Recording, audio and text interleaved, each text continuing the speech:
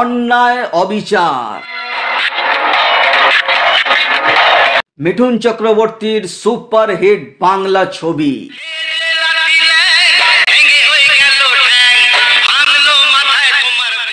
শক্তি সামন্তের অসাধারণ পরিচালনা ও সুরকার আর.ডি. বর্মনের সুপারহিট গানে ভরপুর। ছেড়ো না ছেড়ো না হাত, দেবো না দেবো না খোঁজে। অভিনয় মিঠুন চক্রবর্তী। যখন মালিকরা কথা বলে তখন চাকর বাকরদের মুখ বুজে থাকতে হয়। বাংলাদেশের রোজিনা।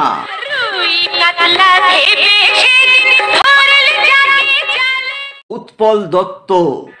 খাঁচায় পোড়া পাখির তরপানি, ভেরি সুইট। বাংলাদেশের নূতন। তরুণ ঘোষ। মানিক দত্ত। হুজুর, ভগবান আপনাকে কি দিয়ে যে তৈরি করেছে। অসিত সেন। ধরা তো পরের কথা, কাউকে চিনতেই পারেনি। এই ভিডিওতে জানবো 1985 সালে মুক্তিপ্রাপ্ত অন্যায় অবিচার ছবি তৈরির পিছনের কিছু জানা অজানা কথা। তার আগে এখনো যারা এই চ্যানেলটিকে সাবস্ক্রাইব করেননি, এক্ষুনি করে নিজেদের সংগ্রহে রাখুন, কারণ এখানে আপনারা যে ধরনের ইনফরমেশন পাবেন তা কিন্তু আর অন্য কোথাও পাবেন না। চলুন আমরা অন্যায় অবিচারের উপর এই ভিডিওটি শুরু করে দিই। কাতলা ইলিশ তো নয়, হায় রে কি যে করি।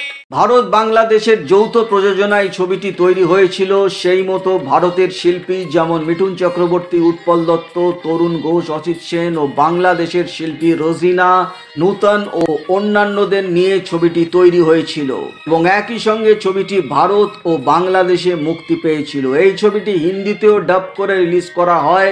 নাম ছিল আর পার, তার মানে একটি ছবি অন্যায় অবিচার, যা 3 জায়গায় মুক্তি পেয়েছিল, অর্থাৎ পশ্চিমবঙ্গ, গোটা ভারতে ও বাংলাদেশে।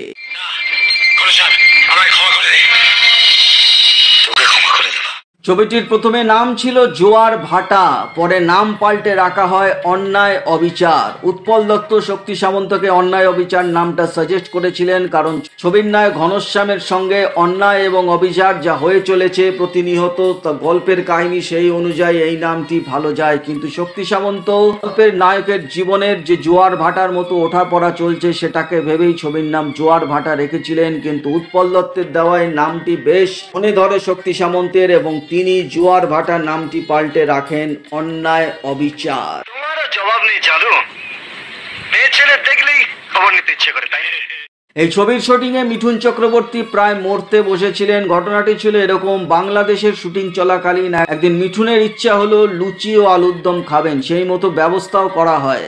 খেতে গিয়ে দেখেন লুচিগুলো ঠিক মতো ভাজা হয়নি, কেমন কাঁচা কাঁচা রয়ে গেছে। তাও মিঠুন সবকটা লুচি খেয়ে ফেলেন। পর শুটিং শেষ হয়ে গেলে মিঠুন, তরুণ ঘোষ ও আরো 2-1 মিলে তাস খেলতে বসে যান সন্ধেবেলা। কিন্তু কিছুক্ষণের পরেই মিঠুন পেটে হাত দিয়ে শুয়ে পড়েন, বলেন পেটে খুব ব্যথা করছে। তারপরেই বমি শুরু হয়ে যায়, আর সেই বমি থামতেই চায় না। আস্তে আস্তে মিঠুন ক্লান্ত হয়ে ঝিমিয়ে পড়তে থাকেন। এদিকে শক্তি সামন্ত, উৎপল দত্ত, তরুণ ঘোষ, বাকি ইউনিটের সবাই চিন্তিত হয়ে পড়েন।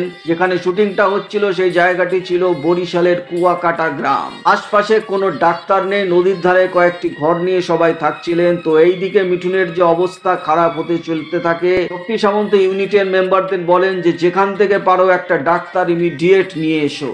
প্রায় 2.5 মাইল দূরে গিয়ে একটা ডাক্তারের খোঁজ পাওয়া যায়, আর সেই ডাক্তারকে নিয়ে যখন আসা হয় তখন সেই ডাক্তারকে দেখে কারোরই ভরসা হয় না। কিন্তু তিনি মিঠুনের অবস্থা দেখে বলেন, এই মুহূর্তে আমার কাছে একটা ইঞ্জেকশন আছে, কিন্তু সেটি বাংলাদেশে এখন ব্যান। আপনারা চাইলেই তবে আমি ইঞ্জেকশনটা পুশ করব, নইলে একে শহরে নিয়ে যান, আমার আর কিচ্ছু করার নেই।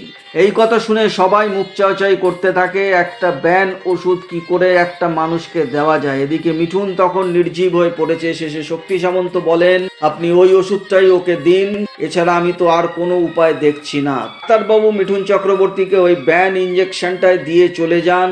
কিন্তু কপাল ভালো ছিল মিঠুনের যে ইঞ্জেকশনটা কাজ দেয়, এবং পরদিন সকালে মিঠুন সুস্থ হয়ে ওঠে। এবং সুস্থ হয়ে ওঠার পর মিঠুন চক্রবর্তী জিজ্ঞাসা করেন যে আমার কি হয়েছিল। তখন সবাই সবাই সারা রাতের যে ঘটনাটি ঘটেছিল সেটা পুরোভাবে বলেন। তখন পুরো ঘটনাটি শুনে মিঠুন চক্রবর্তী নিজেও অবাক হয়ে যান, কারণ তার রাতে এত কিছু হয়ে গেছিল তিনি নিজেই কিছু জানতেন না। অর্থাৎ মিঠুন চক্রবর্তী সারা রাত কিন্তু সেন্সলেসলি ছিল। ভাগ্য ভালো ছিল মিঠুন চক্রবর্তী সেদিন প্রায় মরতে মরতে বেঁচে গেছিলেন, নইলে ব্যান্ড ইঞ্জেকশন শরীরের উপর গিয়ে কি রিয়াকশন করতো সেটা ভগবানই জানে।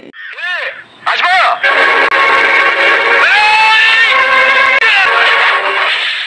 ছবিটি যখন শুরু হচ্ছিল 1984 সালে, তখন শক্তি সামন্ত দীপ্তি নাভালকে হিন্দি ভার্সনের নায়িকা হিসাবে ভেবেছিলেন, আর বাংলা ভার্সনটির জন্য জনপ্রিয় বাংলাদেশের নায়িকা রোজিনাকেই ঠিক করেছিলেন। কিন্তু দীপ্তি নাভাল বাংলাদেশে গিয়ে শুটিং করতে চাননি, তাই রোজিনাকেই হিন্দি ও বাংলা দুটো ভার্সনের জন্যই সাইন করেছিলেন শক্তি সামন্ত।